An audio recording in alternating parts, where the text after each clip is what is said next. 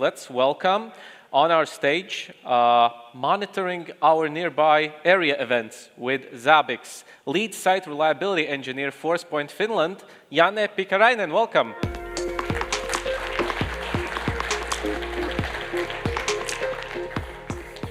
Okay, good afternoon, Zabbix Summit.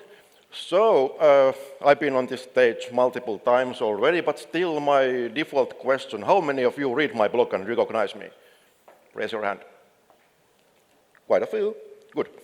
Oh, okay. So today I'm going to tell you how I can save a little bit of my time and money with Zabbix. And well, for those of you who don't know me, I'm Janne from Finland, and I've been using computers almost since I was born, and I've been using Zabbix since 2014. Coincidentally, I went to Forcepoint at that time. And for several years now, I have been our lead SRE. Forcepoint is a global cybersecurity company with comprehensive security stack for your enterprise or critical infra. So if you are interested, go to forcepoint.com and start exploring. But back to my blog.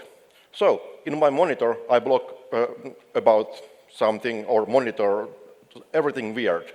Not your typical IT infra, but everything from my facial cream uses to some image recognition to our IoT devices at home. So today I'm going to expand that monitoring to my surroundings. Why? Because I want to showcase how Zabbix really can be your single pane of glass, no matter what you want to monitor, and because it's fun, and in this case, to save a little bit of my time and money. So, you know the thing, if you're planning your day, you need to hop between different apps to get info about weather, or if your train is on time, or if there's been any accidents on the road on your way to work, which could then slow down your drive, all kind of details like that. No need for that much anymore for me, because I have one unified Zabbix dashboard showing just that. How I'm doing it is that Finland has lots of open data to offer.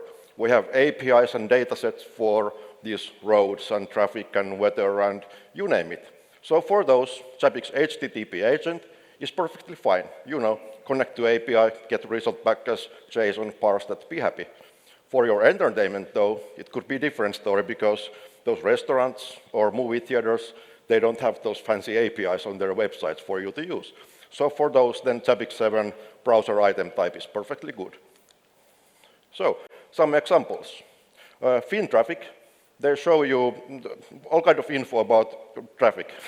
Traffic speed to both directions, number of cars passing those monitoring points each hour, and they are also quick to report if there's any accidents, for example, and also active and planned roadwork, all of course affecting the smoothness of your drive, and that's nice to monitor with Zabbix. For trains, Digitraffic contains way too many details about trains, but I only care about things like schedules, or if the train is on time or not, or completely cancelled, like during heavy winter storm, for example, could happen. And of course, since the data is in Zabbix, it's easy to see how well on time those train has been. On the screenshot, you can see that one train arrived 35 minutes late, which must be bad for those who wait. Then for fuel prices, you can see from screenshot how price can and will vary a lot depending on which fuel station you go. So with Zabbix, it's easy to see the cheapest fuel station for that day. And of course, it's easy then to see from historical data if one of those fuel stations is constantly greedier or cheaper than the others.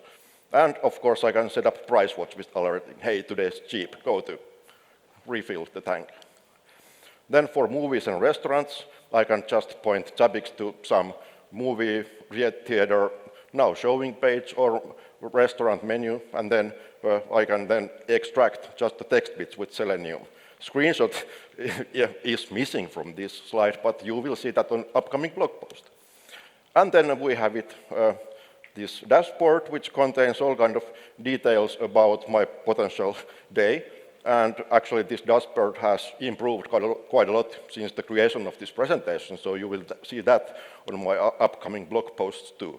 So, I have already created all kind of blog posts, and those will be released automatically or published starting next Friday, not tomorrow, because we are all here at the summit and you wouldn't read it here anyway, but starting next week. So if you're interested, go to my blog, connect with me on LinkedIn, email me, or if you're here at the summit floors, please approach me here or during any of the evening parties we have, which will happen soon because I'm the last speaker for today.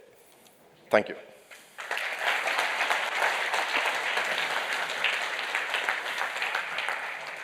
I have a question personally. So out of all of the integrations and things that you've done, what was the most complex one, something that you were really stuck with? Does something in particular come to mind?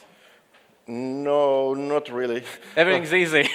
not everything is easy, but well, maybe when I started to monitor flight gear with my position of my virtual airplane whenever I fly with that. So starting with that was, but then I did figure out that, hey, it has the API which returns everything. So, yeah. API solve a lot of issues, Yeah. right? Yeah. Thank you. Thank you.